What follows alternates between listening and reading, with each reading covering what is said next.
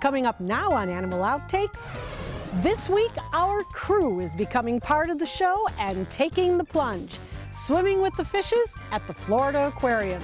And you can do it too. We'll use this, which we call our shark wand. We hope to produce millions of corals. How coral researchers are making big strides when it comes to preserving these magnificent creatures. And this pooch needed help fast. We'll ride along in the animal ambulance. This and much more straight ahead on Animal Outtakes.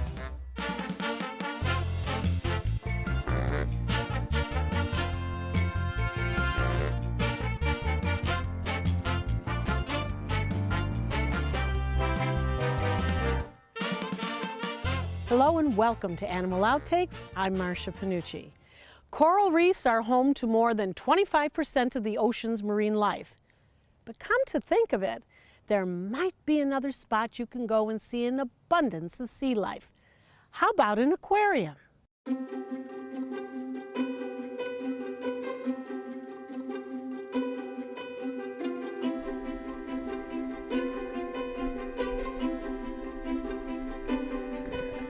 When you visit an aquarium, you expect to see this, lots of fish behind an acrylic window.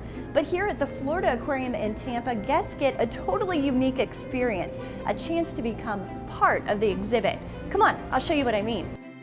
It's the largest exhibit at the Florida Aquarium. This tank is about 500,000 gallons, and we are about to go for a swim. All right, here we are with Jamie, who's a dive master here at the aquarium. And tell me, what is this? It kind of looks like scuba gear, but not. It does. This is what we call the scuba experience apparatus. And we know it's called that because it says it right here. And it quite luckily spells out sea, which is appropriate because we're going to be diving in a little bit of ocean water here. And so this is a tank. You can breathe air off of it. Correct. Same thing, but what makes it different? Well, so the tank is very similar to what a professional scuba diver would use. It's compressed air. So it's just like the air we're breathing right now, no different. It's not any crazy mixtures, just regular air like we're breathing right now. The gear also contains a regulator for you to breathe off of and a vest. But unlike traditional scuba gear, this vest is kind of like a life jacket, keeping you on the surface of the water. So they keep this exhibit about 72 degrees year-round, which is very comfortable for the fish. But for a Florida girl, 72 can be a little chilly. And that's why we wear a wetsuit. What's great about wetsuits is they actually trap a layer of water between your skin and the suit, and your body heat warms you up. So 72 degrees is going to be quite comfortable now with this. We'll use this, which we call our shark wand. The reason we have it striped like this is that most of the animals, especially the sharks, will recognize the contrast in color and steer away from it. So as we make our way into the deep side, I'll go out first, making sure that the traffic is clear. I'll invite you out after me. I'll then ask you to grab a hold of the gray rail, which is just outside the rail there, keeping your body close up against the fence. I'll come beside you. We'll be on one side of this wand, you'll be on the other, and from that point I will be doing all the work. So you will just be holding on, breathing, relaxing, enjoying the animals. I like that. I don't want to work. It's a good deal for you. That's it. So who can take the plunge? Well, just about anyone, from 6 years old to 106. One of the best things that we can do here at the Florida Aquarium is connecting people with animals. We want people to get impassioned. I mean, I'm clearly impassioned about these animals. I've made a career of it. And the best thing we can do is to just make that contagious. We want everybody to come to the Florida Aquarium and really fall in love with nature.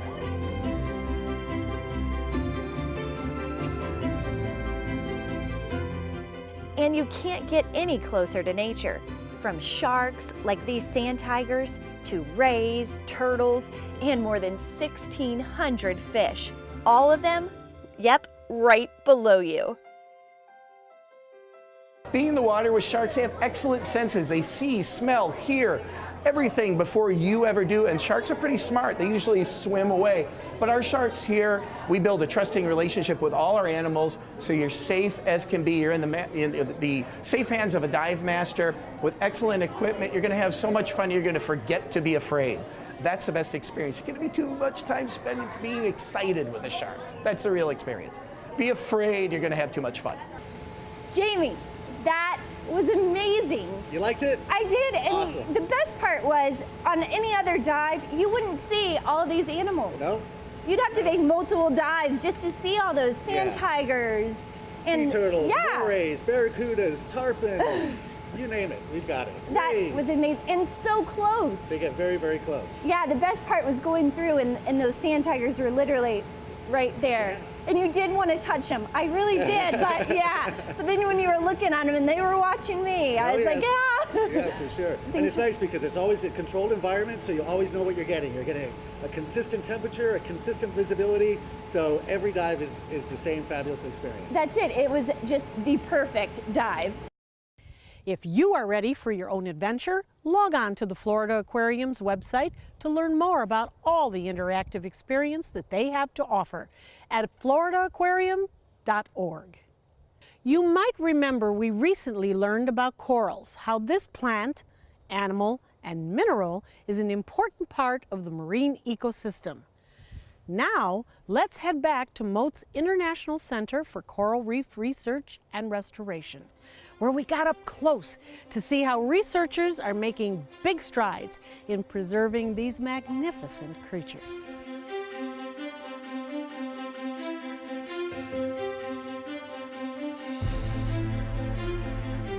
We've lost 25 to 40% of the world's corals. We've lost 98% of two of the coral species, the giant majestic elkhorn coral and the small, beautiful, fragile staghorn coral, both now listed as endangered species on the endangered species list. They were the oaks and the maples of the underwater forest when I grew up, and I'm hoping to restore those. This is the mission of Dr. Vaughn and all the researchers here at Mote's International Center for Coral Reef Research and Restoration, to work at finding a way to bring back this unique organism. Dr. Vaughn says climate change is one of the big threats to our coral reefs. We had slow temperature changes up and down in normal cycles, but that 100,000-year cycle is now happening in just a couple dozen years. So we're burning what took 8 billion years of fixing carbon into the ground in the form of plants, into fuels, digested into oils and propane and methane, and we're burning it back off in just 1 century, back into CO2. If CO2 had been a color gas, it had been an odor gas instead of odorless, it had been purple and smelled like rotten eggs, we would all be knowledgeable that we are killing ourselves. But you can't smell it, you can't see it. And for some reason, people don't believe the scientific meters that say it's there and it's happening. Coral is delicate and slow growing. A coral head like this one can take up to 100 years to grow to this size. We used to take a coral this big, wait 2 years till it got a little bigger, cut it in two. We now take a coral this big, cut it into 20 to 100 tiny corals, each coral the size of that little spot, and within months grows up to the size that it would have taken 3 years to grow. And now, researchers have found a way to grow thousands of corals at a time, and the corals are growing at accelerated speeds. It's a tedious process, but one with impactful results.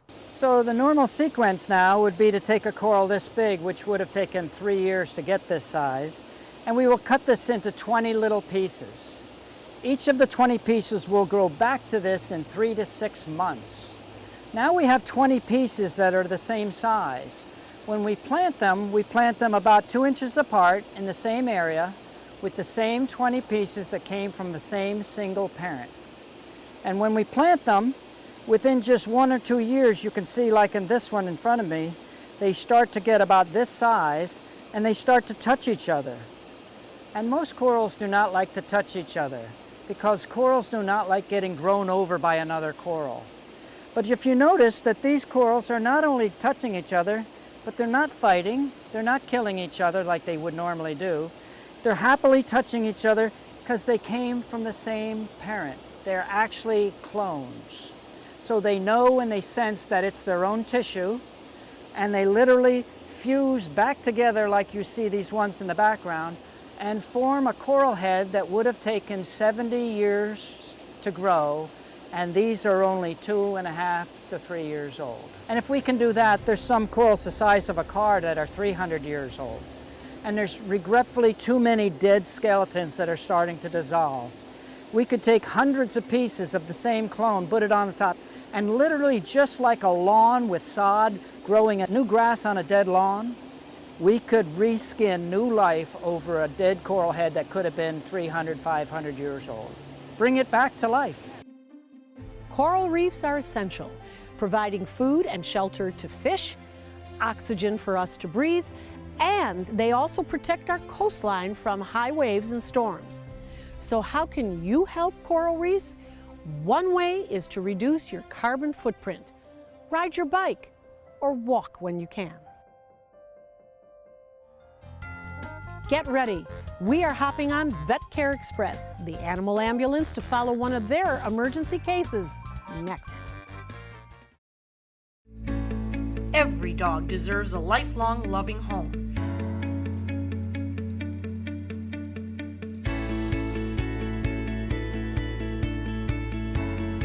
Dante's Den provides a pristine, comfortable haven for dogs that have been abandoned or surrendered by their owners. We ensure that every pup in our Joyful Dogs adoption program receives lots of love and attention, is properly immunized, spayed or neutered, and is in good health. Prospective pet parents undergo a thorough adoption review to ensure a lifetime of love and care. Find your new furry best friend at Dante's Den. For more information, go to dantesden.org or call 844-DANTES-DEN. Dante's Den, continuing the love.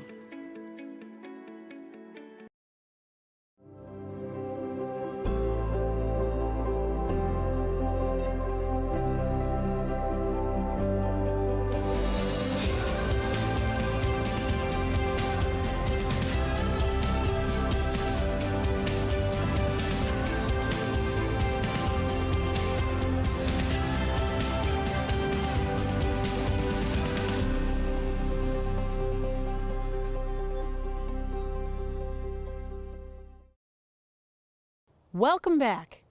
You never know when your pet might need urgent care.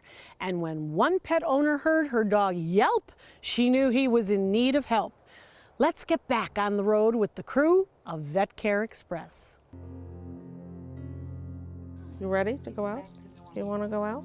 I let them out every morning in the yard. I went in the house and I heard that horrible screaming they make when they're hit by a car. And I ran out.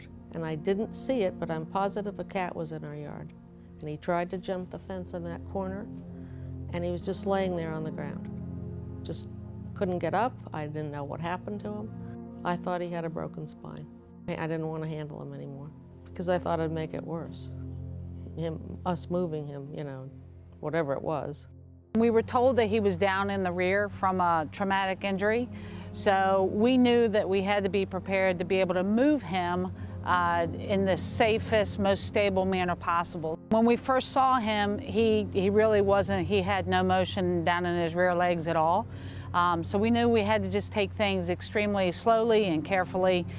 We got him on a stretcher, and with back dogs, any type of suspected injury, because at this point we didn't know what his injury was, it's called package. We package him on the stretcher to where he's in his most comfortable position, but we also want to limit his movement as much as possible. And we were just taking the very best care of him to get him quickly to the neurosurgeon.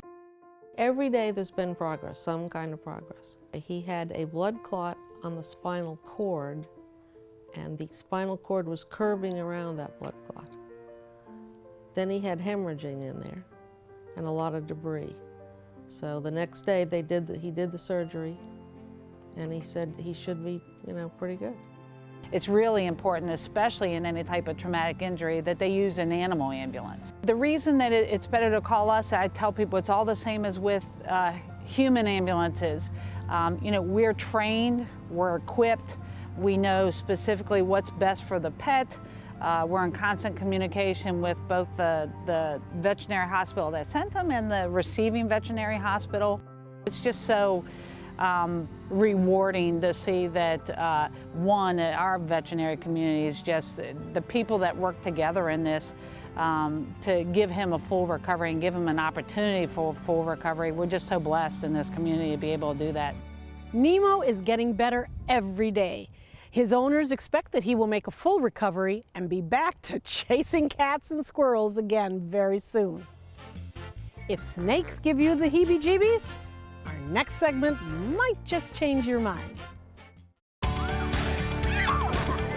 Me, pick me. Oh, come on, man.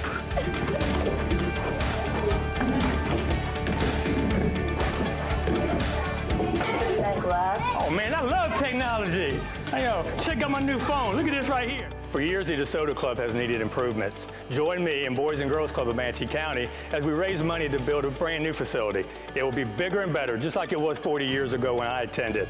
Invest in kids, build great futures.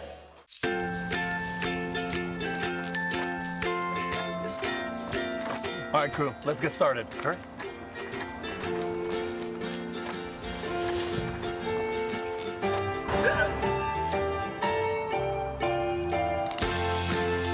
Don't ignore the law. You must call 811 at least 2 to 3 days before any digging project so you can avoid hitting our essential buried utilities. For digging projects big or small, make the call to 811.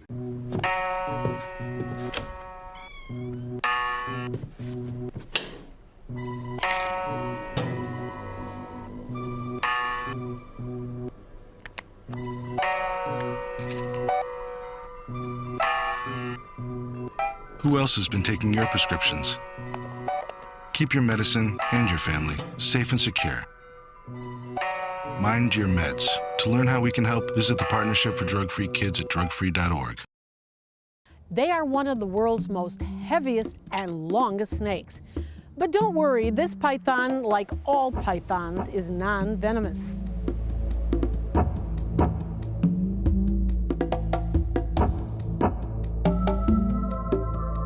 Terry, when we first started this show, Animal Outtakes, 5 seasons ago, I had one caveat, that I would never work with snakes.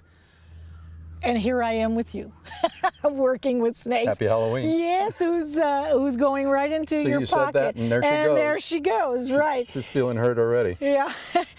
You are a herpetologist. Please tell us what that really means. It's a relatively loose term these days, but it's someone who works seriously with reptiles and amphibians. So who do we have here? This is a little girl who's a reticulated python. They're found in the old world. They're found in Malaysia, Indonesia. Remarkable snakes. They are considered to be one of the 2 largest snakes in the world. The longest one ever measured was a bit more than 33 feet in length. Wow. And probably at that length weighed in the neighborhood of 380, 390 pounds. They get to be quite large. There are varying populations of them. Some of them don't get as large as others. The reticulated pythons are some of the best known. They're also very pretty animals. She's a very pretty girl. She's got a lot of iridescence. Yeah, the iridescence that you now, see. what does reticulated truly mean? It has to do with the pattern. It's a reticulated pattern. It's pretty simple. Okay. And their technical name, Python reticulatus, same deal. Now, you've referred to her as a girl. Mm-hmm. Oh, hi there. And I kind of watched, and I'm trying to figure out how you figured that out. Well, you know, it's not the easiest thing with snakes. To make sure of what you've got, you usually have to probe them. Now, what is her life expectancy in captivity? The truth is, we don't know for sure, because most of the animals in captivity have not been kept under what I would call ideal conditions. They're either fed too much too fast, or they're not taken care of well enough, or what have you. We're just now learning more and more about the longevity, but if I had to give you an enlightened viewpoint based on my experience, they should be able to make 30, 35 years. So she's a long-lived gal, oh, yeah. huh? Oh, yeah. We've heard a lot about the pet trade. Mm-hmm. I personally, I'm going to hang in with dogs if you don't mind. I have 2 of my own. So. But certainly they make good pets. Snakes do you can encourage make amazing pets. Yes, I do encourage people, but before they do it, forget about the internet. Go get some good books. There's so much misinformation out there on the internet. Go do a little reading. Sit down with some books about the subject. Now, how often does she eat? Oh, we'll feed them, and this is one of the beauties of a reptile for a pet. We'll feed her anywhere from once a week to once every 3 or 4 weeks. Truthfully, they are better off if you don't feed them regularly. Stagger it a little bit. In the wild, she's not going to find something, you know, Every it's Monday, Sunday, Wednesday, and Friday, exactly. right? we don't have that going on. So many things about these animals that are just incredibly fascinating. We're just learning these days more and more. Snakes are one of the most misunderstood creatures on Earth. Maybe it's their appearance, or knowing they have fangs and can swallow their prey whole. Whatever it is, I have to tell you, I think I'm getting to really like and appreciate them the more I learn about them. Coming up, the doc is in with the answers to one of your pet questions.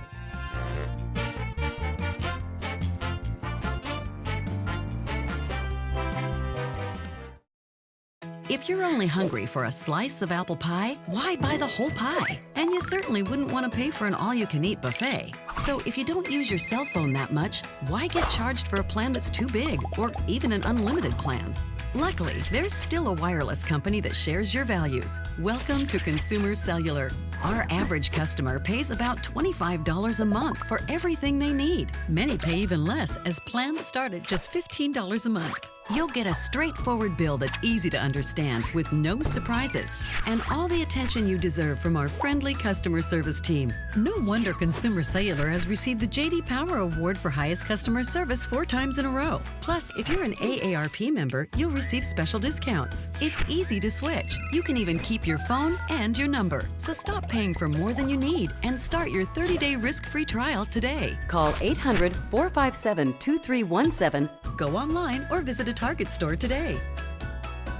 A promise was made, a promise that hit the beaches of Normandy, a vow that captured Iwo Jima, a contract that weathered Tet, a pledge that stormed the desert in Iraq, an IOU that braved IEDs in Kandahar.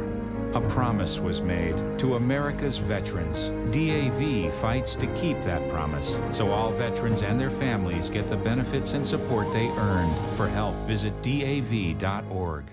Stay connected to your clients and new customers using ABC7 Digital Media Services. Our team of professionals provide a wide array of digital services to help you get the most out of your website. We specialize in building and helping you maintain the most effective digital solutions for your business. It's vital that your online presence stands out, so our experts will equip you with the best resources available. Trust ABC7 Digital Media Services to give you the right tools to grow your business.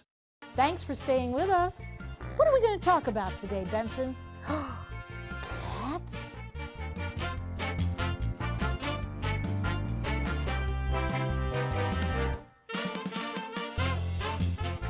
Dr. Glassman, we're here with Putty, and Putty could be diagnosed with diabetes. We know that at this point, perhaps she is not.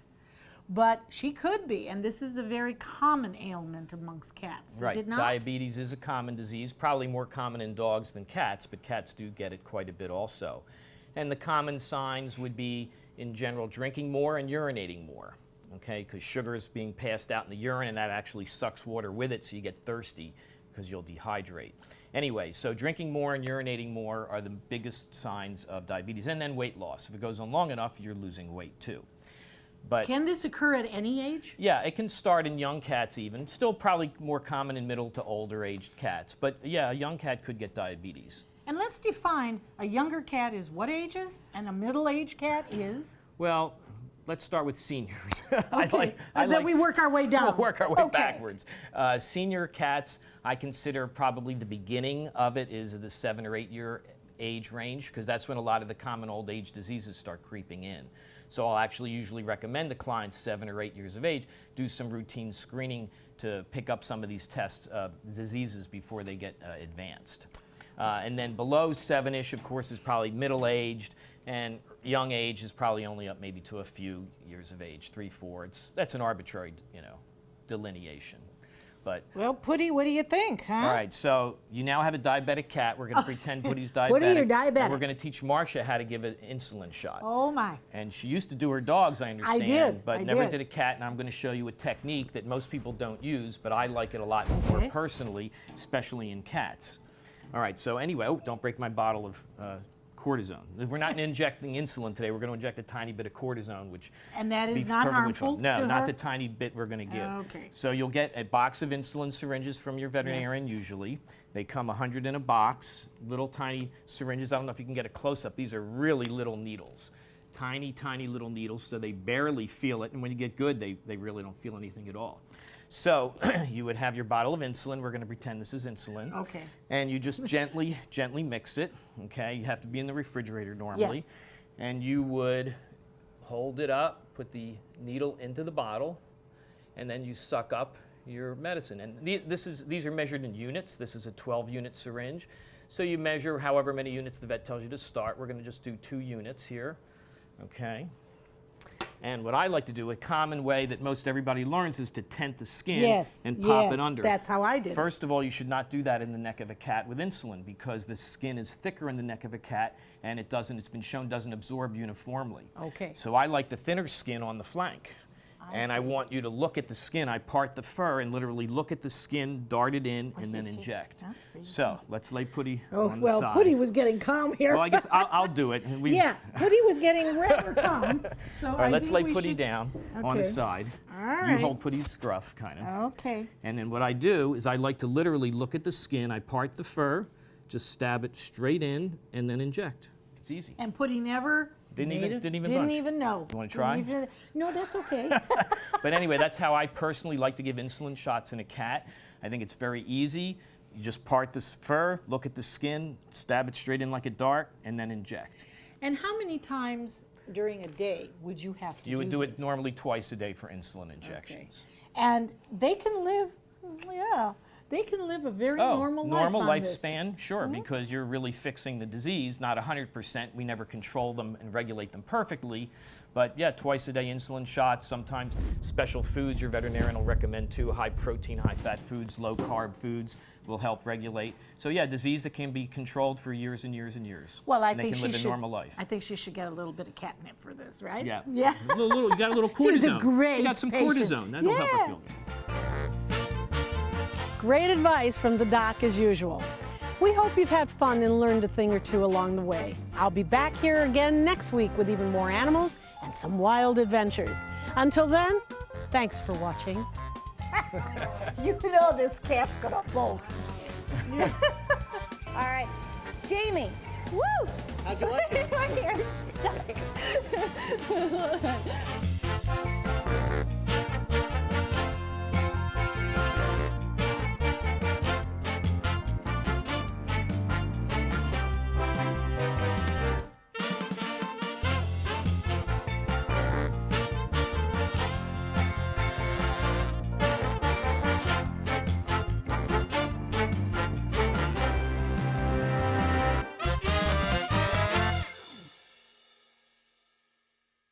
Here's something we bet you didn't know. Nearly half of all cancers can be prevented. That's right, half. Nearly 50%, mostly by making small everyday changes in your diet and controlling your weight, walking more, eating less, and eating foods that help you and your family to seriously reduce the risk of cancer. And of course, by not smoking. Visit the Cancer Prevention Together We Can website and get a free 30-day planner filled with tips, recipes, stats, and more about protecting your family. Go to prevent50.org. My name is Haley. I have Fragile X syndrome. I work with Chartwells at Einstein's and FAU. I like being up front and interacting with students. The students are very nice and very hungry. Having a job is a big ticket for independence. Hi, this is Dan Marino. When your business recruits people with disabilities, everybody wins.